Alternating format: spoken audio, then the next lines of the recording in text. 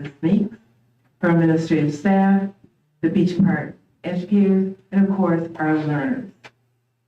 At this time, we are asking and encouraging our families and community to join us in ensuring a safe and supportive learning environment for everyone. Together, we can make a positive difference that supports all learners, adults, and children as they thrive and grow.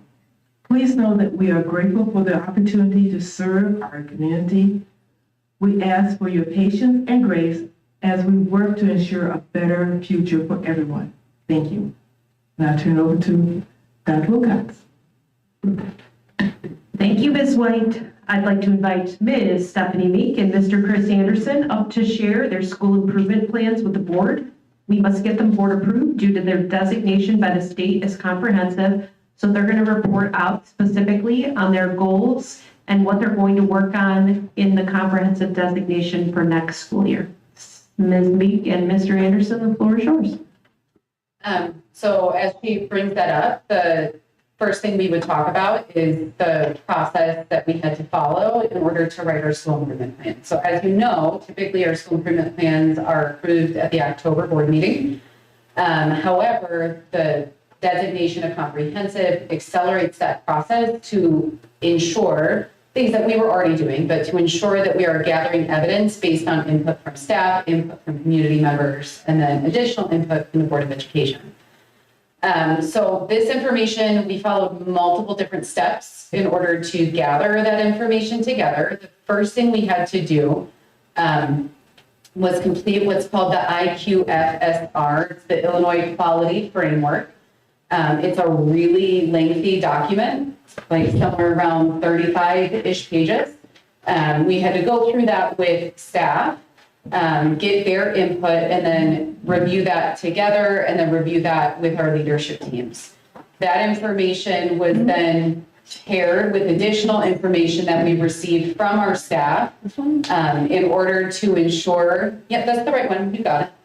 In order to ensure that we had the correct, we had the right information driving our decision-making for school improvement. There were some hiccups, so you get X amount of dollars over X number of years, and some of that funding was spent with the Illinois, I can't remember the full name, but AIR, that helped us develop some additional information. We actually got those reports back, I think last week, maybe the week before. However, I would argue that nothing in it was anything we didn't already know we needed to focus on. If you want to go forward 3 slides, I think. 1, 2, 3. Okay. So on here, you will see the Beach Park Middle School goals. There is one goal related to achievement, one goal related to climate and culture. The goal related to achievement is checked just like it always has. So every school improvement plan that you've received from me has similar information as it relates to achievement. But this also adds not just the iReady performance, it also, in terms of growth, like what percentage of students achieve growth. We're also looking at the percentage of students that move closer to the national norms. So at the middle school, we look at our data through what we call local norms. And what that means is that what percentage of your students are at the 50th percentile or below nationally. So our 50th percentile across the district, so it's not just at the middle school, our 50th percentile is the national 25th percentile, which translates to 25% of or 50% of our students are at the 25th percentile or below. So the reason you look at that local norm versus the national norm is so that you can see those numbers come closer, or ideally, you would eventually see our local norm surpass the national norm. So you could see that 75% of our students are at the 50th percentile or below. So for our academic goal, we're looking at closing that gap to getting our students first. And remember, this is always a continuous improvement cycle, so we're not settling. But to get us closer to national performance. Climate and culture, as you know, our steady track has been to look at physical altercations. I would argue that while the number that we see currently is still on the high end of normal. I would argue that it falls within normal limits. So one of the things we did is we looked at the national, we looked at the NCES data, which is the national something of educational statistics, to collect information and look at what do they look at nationally to determine safety in schools. And what they look at are violent, very violent incidents versus violent incidents. So we're doing a few things to look specifically at, can we decrease the number of overall violent interactions in our school? Now, to clarify that, like one of the things that they would categorize as a violent incident would be verbal threats.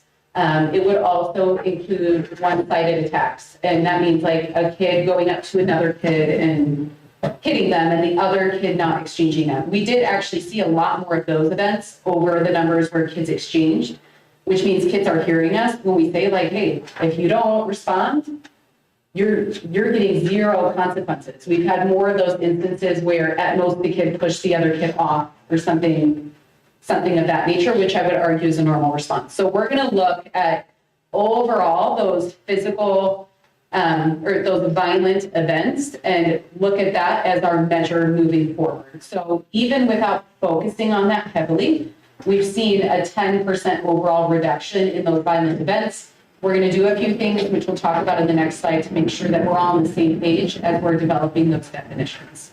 So I would argue that that's a positive overall. Regardless, we've seen a 10% reduction. We're aiming for 30% reduction this year compared to last school year. That is a lofty goal. It was also, it's what my staff gave me. So I don't want to say it as though like I wrote it. I wrote this in tandem with staff, leadership staff in particular, and one of them had said 50%, and I said, I love you so much, and that's always my aim in my brain. But we also can't build failure into our system. We have to build it rigorously, but also attainably so that people stay spirited towards our goals. So if you want to advance one slide. So these are just highlights. You had the full school improvement plan in the board report that I sent you. But here are a few of the things that we're going to do. The first half really focused on academics. The second half focused on behavior. Oh, thank you. So nice. Okay. So we've secured an interventionist for math, which is wonderful news. So we will be really focusing heavily on how we are utilizing our math and ELA interventionists. One of the things we'll be doing is building into our master schedule a math lab and a reading lab during electives. So students who qualify based on data will have one trimester minimum of math lab and or reading lab, depending on their needs. We're going to continue the utilization of Kagan in alignment with the district. Students will be doing goal setting, but I'm also going to be having staff doing the same goal setting students are doing. So every staff member in the building will be setting goals to talk about what are you doing to move these numbers. And that includes PE teachers, special teachers, every single teacher in the building will be doing the same thing. We will be doing training on tier 2 for staff, training on tier 3 for our interventionists. And then we are going to continue using local norms to identify student growth. For behavior, we are going to be making a move towards conscious discipline. And I actually cleared with Nick Heckel, our ISB rep, that we can use some of our grant funding for conscious discipline. So I talked to him about that today. Conscious discipline, so PBIS, which you guys all know we use for behavior, is a very good framework within which to operate as it relates to student behaviors. What it doesn't do is very much with regards to the adult behaviors. And I think most administrators would tell you that many, not all, but many of the behaviors we encounter in schools are twofold. Sometimes teachers choose power struggles that we shouldn't choose, and kids often react poorly to that. And now the students at the middle school know that I'm going to say the same thing every time. Unless an adult in this building asks you to hurt yourself or someone else, my expectation is you do it. If you feel like you are being treated unfairly or unjustly, you go to an adult who can help you, whether that's me, a social worker, or a parent, and you let the adults have the conversation with each other, because you cannot put yourself in the position of getting into that power struggle with that adult. Conscious discipline is a framework, is a method that focuses on adults understanding their brain state in different situations so that instead of responding with our emotions, which we all have, I think many of you are parents, so you know that at 3 o'clock on a Saturday, after you've been with your kids by yourself the entire day, you hear every third word. And so this is building awareness to that as the adults in the school building charged with the care of tiny humans, so you can bring yourself back and react according to the values we're installing in the middle school. We are also going to start monthly communication from the assistant principals and the dean. So they will be directly communicating with families so that families understand better who their assistant principal is. And so that we're consistently putting our expectations in the forefront for families from each of those individuals. So they will get, in addition to my monthly communication, they'll get a monthly communication from the assistant principals. We're also starting Student of the Month, and we're starting Student of the Month with yard signs, which I'm super psyched about. So I've done this in previous districts, which is just a really positive way to get our new logo out in front of people, to get our name out in front of people in a positive way. So each grade level will choose 2 Students of the Month every month, starting in September. And then the teams will be encouraged to use some time to go out and put those signs in yards. If they choose not to do it, I'll do it myself. We'll make sure that it happens. We'll also be doing honor roll with intentionality this year. So this year with honor roll, we'll be recognizing that at our PBIS assemblies. We'll be sending certificates home with the kids. We'll be sending a list out home to our community. I think we're at a point now where we really need to start focusing on all the amazing things that are already happening. We did the hard work of stabilizing, did a really good job at that, and now we get to amplify the positive things that are happening already. And then lastly, for using feedback from our facilitators, we'll be utilizing Character Strong for all of our social academic intervention groups, or SAGEs. Social academic intervention groups are a tier 2 intervention related to behavior that students funnel into based on multiple different criteria. Again, those are just the highlights. There's a lot in there. We have time at the end for questions, so we'll open it up for that too. Ms. Mays, I do have a question. Yeah, of course. Regarding the conscious discipline, is that for the staff or the students or both? So it'll start with staff. So there will be 10 modules that staff will be interacting with, their classes. They'll be doing this in a flipped classroom type environment. So they'll take the class and then we'll work through the information together at our school improvement days during professional development. But it starts with staff. It's specifically targeted to how staff are interacting with children. Okay, so the measurement for that, how do you plan on measuring? Is it going to be based on how many altercations that you may have with the students? Or? Yep, so the measurement will be based on the number of, is going to be based on the number of violent incidents that occur in the building. So the theory is that student dysregulation often comes out in the form of hands-on response, in the form of verbal, saying things maybe we shouldn't say because that prefrontal cortex isn't fully developed. And if the staff aren't recognizing that in their kids and also aren't recognizing in themselves that they may be amplifying that, then we may be inadvertently, without intention, causing more behaviors like that. So by teaching the staff how to stay regulated and how to respond without escalating a student who may be starting the signs of dysregulation, we can move that number lower. Mm-hmm. Thank you. Any other questions?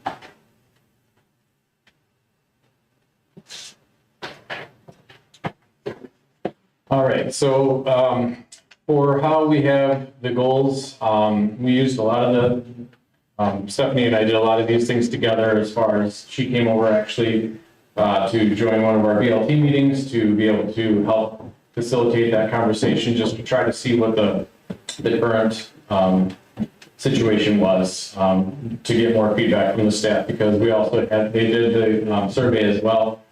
But we wanted to make sure that we had a true reading for how the climate was of the building and the needs. So we are going to also utilize local norms, and we are she's helping with that as well, because at the elementary level, in order to utilize local norms, we have to have at least 100 data points. That's correct. Yes, okay. So in order to have that, and at each grade level, if we were to try to do it by building, we don't have enough data points. So she was putting it together for all of the elementaries across the district so that we have those local norms to go out. And we are going to do ours with iReady, and we're looking at trying to get the number of our students that are below the 50th percentile. Of course, we're going to try to increase that, but we're trying to do that from the local norms by at least 10% of our students reaching above that. So closing the gap by utilizing our iReady data and the local norms, and that's for both math and ELA. And then when we look at the climate culture piece, the staff wanted to look at major classroom disrespect. They seemed to think that that was the largest area of concern. And when I say major classroom disrespect, that is when the teacher is to the level where they cannot manage it in the classroom, and they put that in as a major, which would then come down to the main office. So they want to reduce the number of incidents of that by 10% with the trimester by trimester comparison to what the results were from this year. So the highlights of what we're going to do here, really is like, again, looking at the time that I had there was to be able to take as many observations as I could of what the current status was, and putting systems in place that are going to ensure that we do have everything happening that should. And this started off with that conversation with the BLT, creating this plan together. And the first question that I asked them, I said, what kinds of things do you want to see in a classroom that would show that good teaching is going on? What should our classrooms look like? And then we just started brainstorming this list. And really from that list is what generated all the different things that we're going to be doing. And one of the first things was small group instruction, making sure that that's happening. The schedule that has been created for next year also has a lot of definition to it as far as these times of the day, this is what's supposed to be happening. And a lot of that is differentiating the difference between having whole group or tier 1 instruction and then showing when the small group instruction should be happening in the classroom. And that's going to be a normal expectation that if you walk in during that time, that's what's going to be happening in there. So again, I have up there about utilizing the local norms. And that's going to be to identify that next level of tier 2 students. So typically you're going to find the next 5 to 15% to be able to identify your tier 2 students, the ones that need some extra intervention. The interventionists that we have in place are going to be pulling those students to provide that while small group is happening in the classroom. And then the teachers are going to identify the next 5%. Off those local norms, and that's who they're going to be meeting with while that first group is going. And then when those other students come back to the classroom, small group instruction is still going on, interventionists might take a couple of those other kids that have already been seen, but the teacher is now going to double dip those students that came back and meet with them as well. So just really making sure that that system is in place for seeing the students that need to be seen consistently.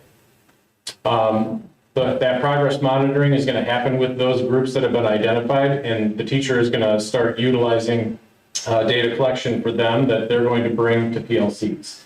And that is going to be, we had to find a system that we could use that would cover both English and Spanish, and our FMP does not do that, so we had another resource that we currently have at the district, and that is reading A to Z, and we can utilize running records from that to be able to look at comprehension and accuracy that are going to go along with our CAP-A goals. And so teachers are going to collect that data, and now our interventionists have already been bringing that benchmark data and their progress monitoring data to the staff.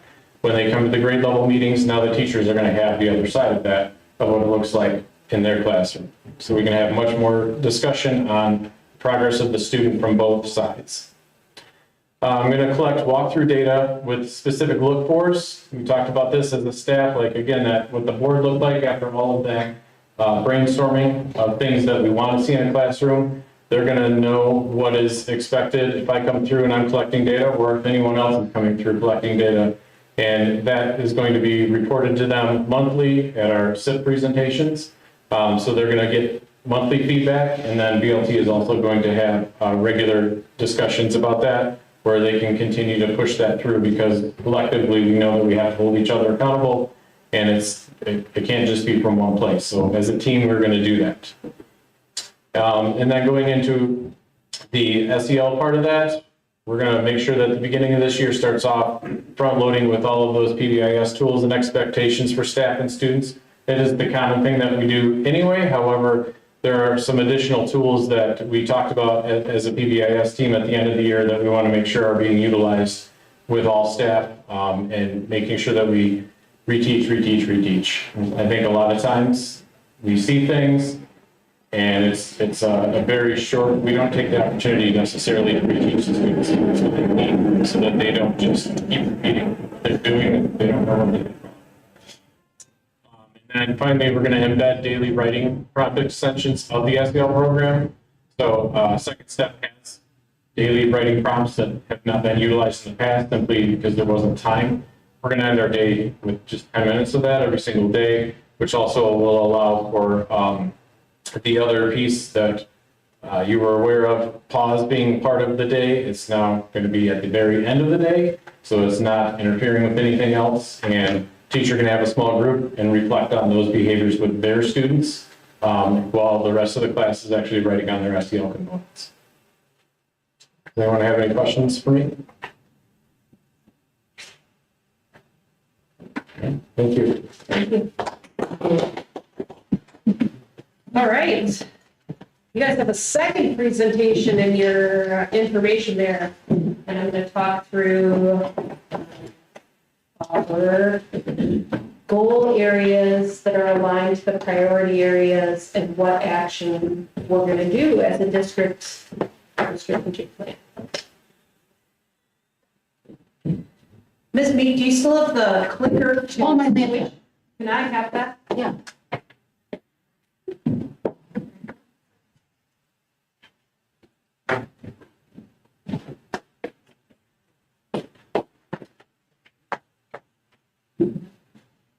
Now it doesn't want to. Uh-oh. Now it's like frozen. Yes, very frozen. All right.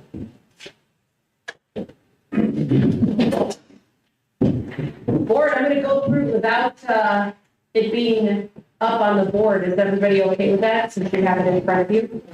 All right. So the first thing I want to draw your attention to is the first page. So at our last board meeting, I received some feedback about the design of Vision 2030 and potentially changing it a little bit so it wasn't quite so busy. So please take a look at that and tell me if you like that better than before, which was hexagons and very futuristic drawing, looking digital, almost like digital age, whether or not you like this design better. Thoughts? It's fine with me. It's fine with you? Please? Better? Not better? That's fine. Something different? Is there something different that you're looking for? Because we want to make sure whatever it is, that we do it, because it'll probably be on average. So if there's something that you'd like to see different, you know, I'll go back to the drawing board and no problem. Still very. I'm super plain and super boring. I'm gonna, like, I'm that person, like, I'm an old lady inside, so. You can have cool pink hair too. Anyone can do it. Maybe have like one of the background textures, like for the whole thing. Like maybe this texture for the whole thing, still with the stars and stuff, but rather than the different texture looking paper. Okay. I don't know, yeah, I really want this. Every board member here has a voice and is important to this decision, so, because we're gonna live with this for 6 years. I just think it looked less busy with with any of the backgrounds, but just the whole thing in that one background. Okay. Thank you for the feedback. All right, looks like we're ready. Let's see if I can do this. All right, communication obviously is going to be a huge focus this coming year. It was definitely identified in every single one of our goal areas, and this is obviously going to come straight from my office. And my goals for the 24-25 highlight a little bit more clearly kind of what my communication goals are. So we're going to jump right into the priority areas. So these are what I presented last month to the entire board. The things that are highlighted up there are the areas that we're going to focus on, or the strategies that we're going to focus on this year with different action plans throughout the district. So the first one, students safe, valued, and challenged. And our priority areas are ensure continued academic growth and achievement and equitable access to a rigorous curriculum. And what we're going to do action plan wise. So this will be a collaboration. It's really hard to do both things. I'm so sorry. Would you like me to hold it? You want to click, Lizette? That'd be super wonderful. So we're going to have collaboration between multiple departments for every single one of these action plan areas. So as you can see, student services, teaching and learning are going to be the brunt of a lot of the work when it comes to academics. And one of the things we're going to do this year is review and revise our current curriculum frameworks for standards alignment in ELA. And that specifically, we're going to look at, number one, ensuring that our standards are rigorous enough and are developed enough to meet the needs of our kids and the standards that we have to teach per the Common Core. We're going to look vertically K-8 to ensure, again, the ELA standards are taught at a rigorous enough level. Don't know why I can't say that word today. To meet the needs of our kids, but also meet the needs of state assessment testing. And then we're also going to look specifically at writing. It's an area that we are very concerned about, that there is not enough in our curriculum frameworks currently. And we need to really look at the writing process itself and how to teach that. So one of the things we're going to be able to do this year is potentially pilot iReady, which is our testing system where we measure student growth. They have a writing program that we're going to have some staff members pilot this coming school year to see if it's something we'd like to adopt overall and be able to move forward with that. We also have, with our special ed population of students, we're going to continue the work we've been doing in inclusionary practices and ensuring that our special ed students can go into mainstream, whether that be in social studies or science, and be with their grade level peers while learning with support. And then we have our dual language teachers. One of the action plans will be to have monthly meetings that are there to review current classroom data so that we can respond to the instructional needs of our students and basically make individualized plans for our dual language students based on the work that Ms. Brito and her team of teachers will do with the dual language program.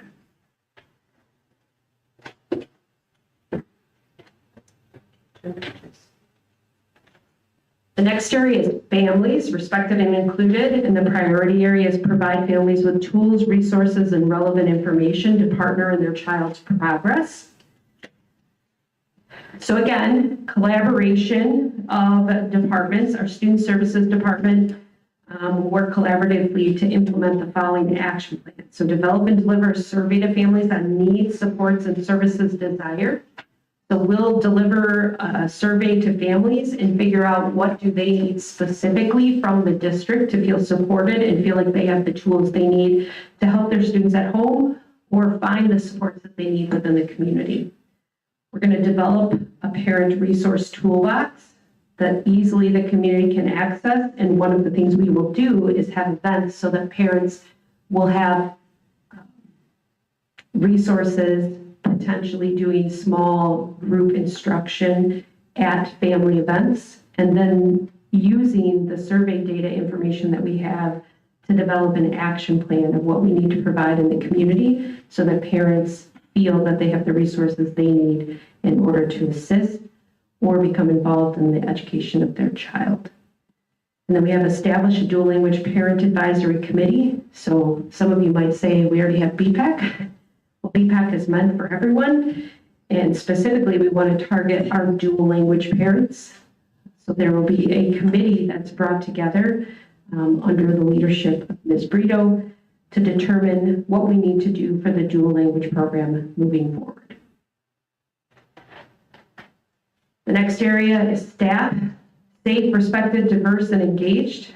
And our two priority areas are promote a welcoming, safe, and collaborative environment and focus on recruitment and retention. So this is a big one. That's a collaboration between lots of departments.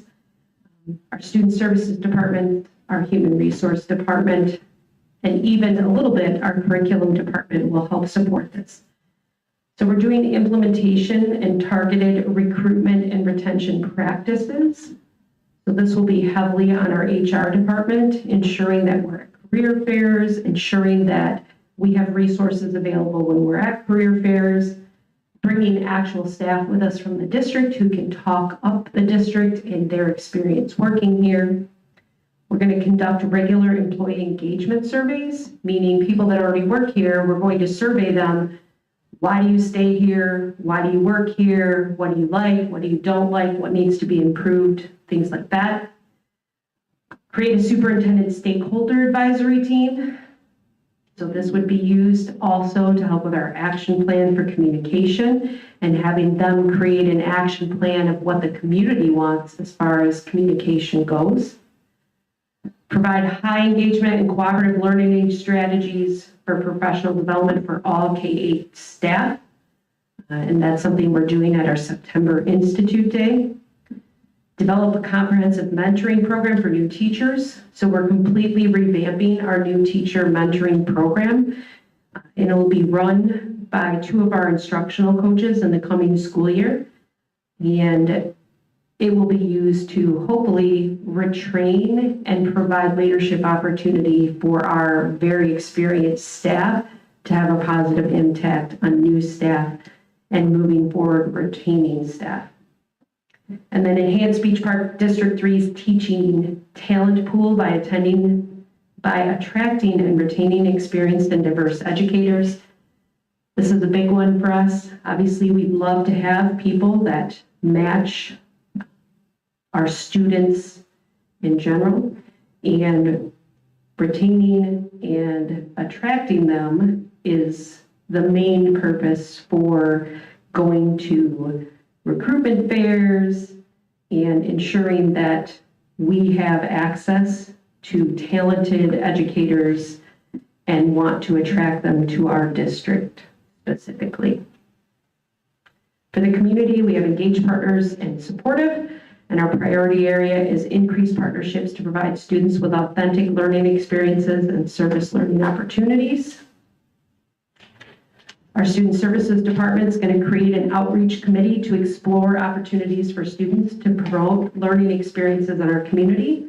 The goal being that our kids are able to do service learning projects and opportunities in our community so that they can see the direct impact they have on the everyday of the community they live in.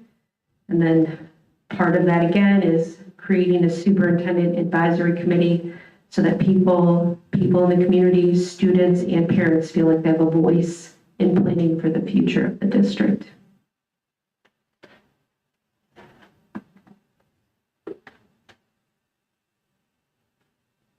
District is proactive and accountable. Priority area is equitably and responsibly allocate resources to enrich the overall learning experience. All district departments and the superintendent are going to collaborate on this one. We're going to develop a middle school committee to create and improve student resources and materials to meet the academic needs of our English language learners. Ms. Brito has been instrumental in this and knows that the middle school is an area where we need to improve greatly to improve outcomes for all students. We're going to explore an adapted curriculum framework to support students with special needs. This is something that has already been going on, but it's going to continue and be enhanced so that any student with any need specific for their learning, they will have a curriculum that supports what they need.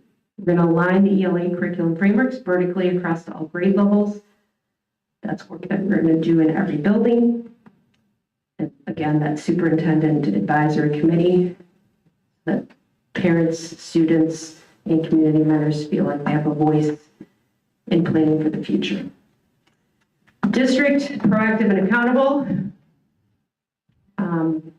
We're just continuing those, create a 5-year capital plan with projected costs, timelines, and financial implications. So that's something LRP has been working on with Mr. Adams and Mr. Medina.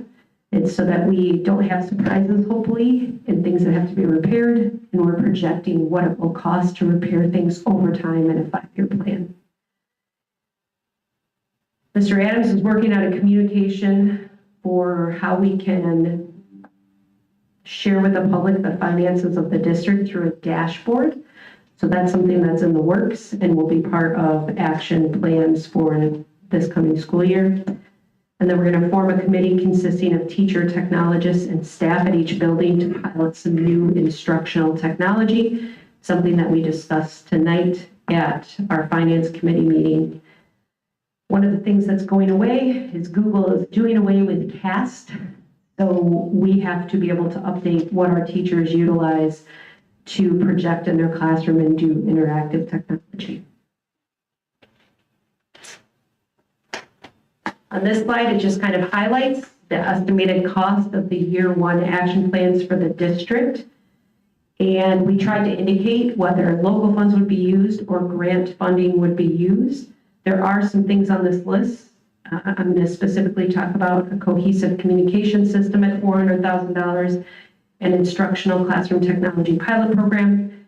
That's exactly what I was just talking about, the $70,000. We got Vivi at the district office, and we have teachers that are in a pilot using that this year. So it's an interactive projecting program that we can use in place of Google Cast.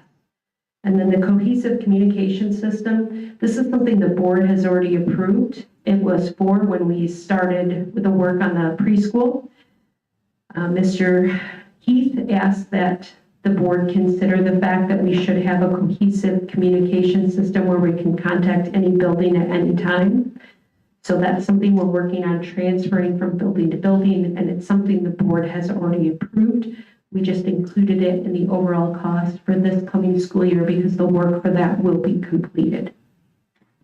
Are there any questions about estimated costs?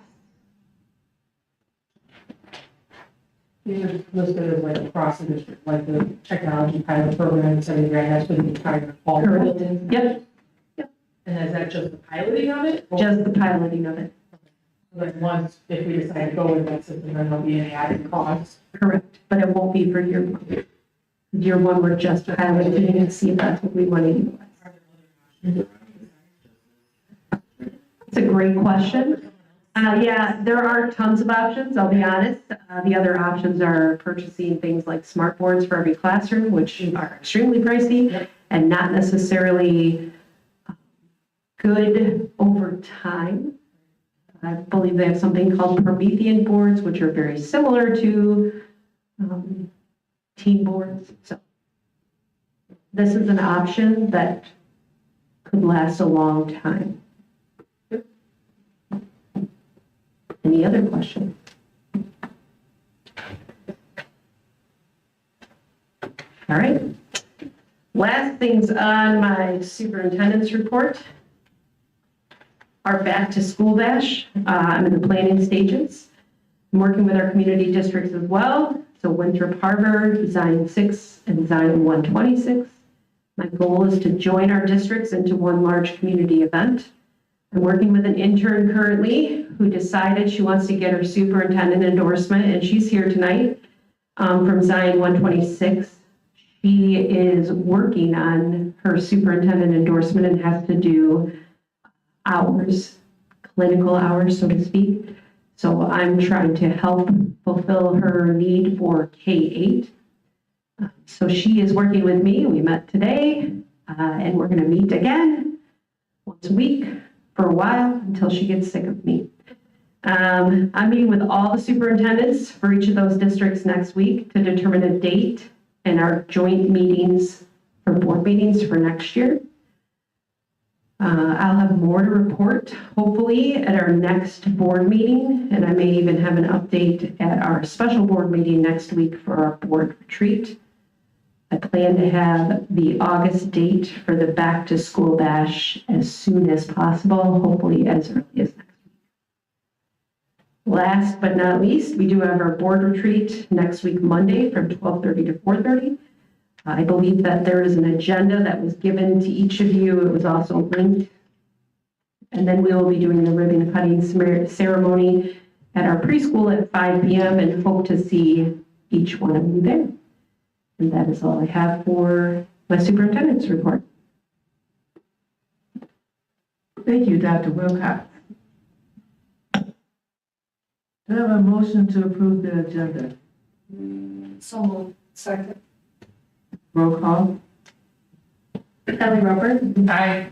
Nicole Butler. Aye. Marsha White. Aye. Ann Pearson. Aye. Andrew Esty. Aye. Do we have any correspondence? All right. Any questions on old business? Any questions or comments on the department reports?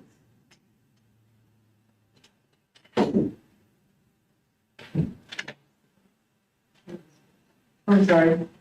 Sorry, skipped over one part.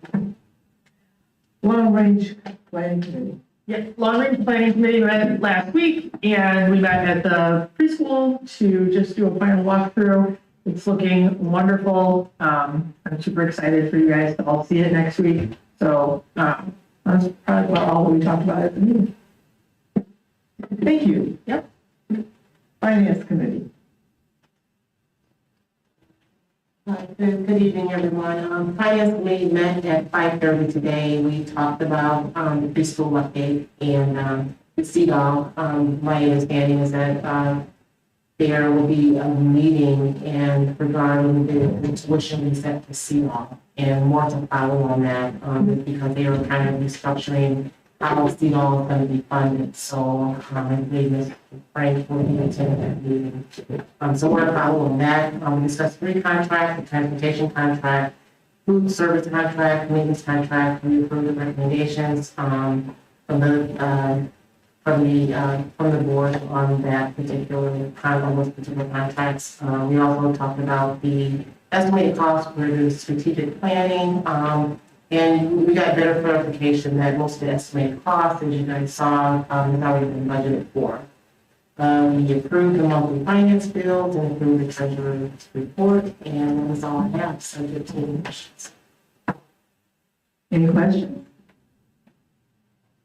Thank you. Speaking of CEDAW.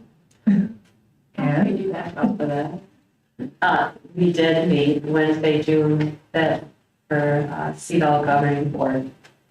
We did go over, we had an election of governing board officers. We recommended Joanne Osmond to be appointed to serve 1-year term as governing board president, and Dr. Stephen Mack as the 1-year governing board secretary. We also have a special student recognition that was a great thing to witness for that evening. And we had a superintendent, we celebrated the superintendent. The governing board recognized Dr. Valerie Downey, CEDAW superintendent, who is retiring June 30th. She served with CEDAW since 2018. So that was her last meeting. Then we have executive board appoints. And we moved on to talk a presentation of tentative budget.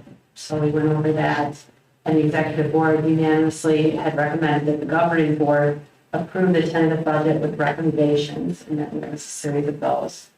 And then we did go over what Nicole touched on, is the fact that we do have a tuition reset, and we will be well represented this week. And that's all.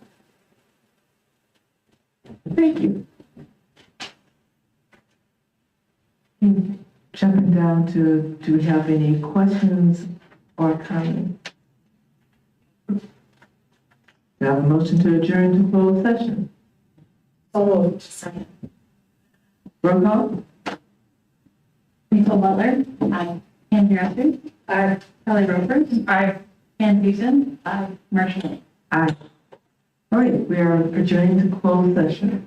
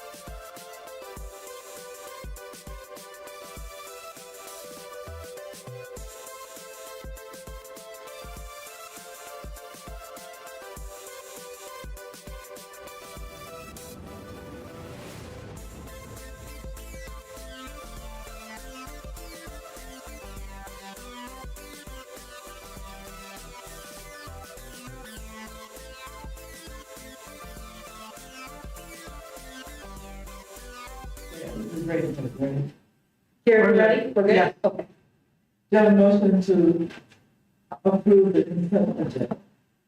So moved. Second. Roll call? Kelly Rovers. Aye. Andrea Osprey. Aye. Marcia White. Aye. Nicole Butler. Ann Fusen. Andy Luther. Alright.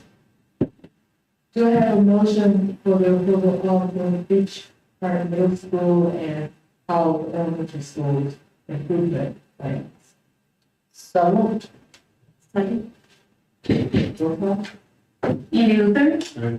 Marcia White. Aye. Nicole Butler. Andrea Osprey. Aye. Kelly Rovers. Aye. Ann Fusen. Aye. Alright. Do I have a motion for the approval of the updated job description? So, second. Roll call? Andrea Osprey. Aye. Kelly Rovers. Aye. Ann Fusen. Nicole Butler. Marcia White.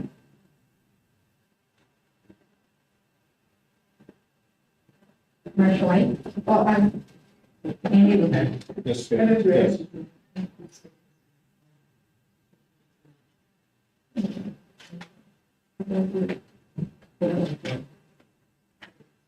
All right, do I have a motion to approve the strategic?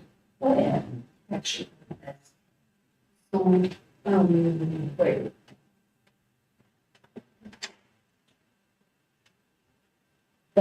This. Yep. Yeah. But were we gonna table that? Did we talk about changing the front again? Is that doesn't need approval? It's just a context. Okay. All right, then so. Second. Roll call? Nicole Butler. Andy Luther. Aye. Marcia White. Aye. Kelly Rovers. Ann Fusen. Andrea Osprey. Aye. Do I have a motion to approve the recommendation for the district cleaning service? Moved. Second. Roll call? Marcia White. Aye. Kelly Rovers. Andy Luther. Aye. Ann Fusen. Nicole Butler.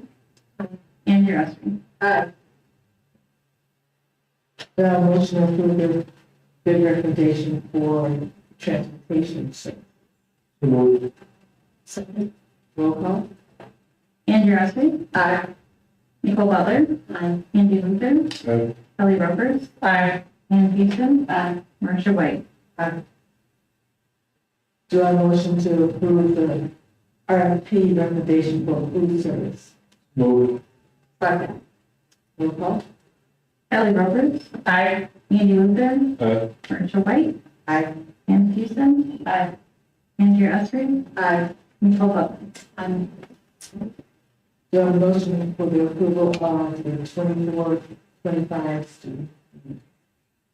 So moved. Second. Roll call? Ann Fusen. Kelly Rovers. Nicole Butler. Andrea Osprey. Aye. Andy Luther. Abstain. Marcia White. Aye. Do I have a motion for the approval of hazardous routes resolution? Moved. Second. Roll call?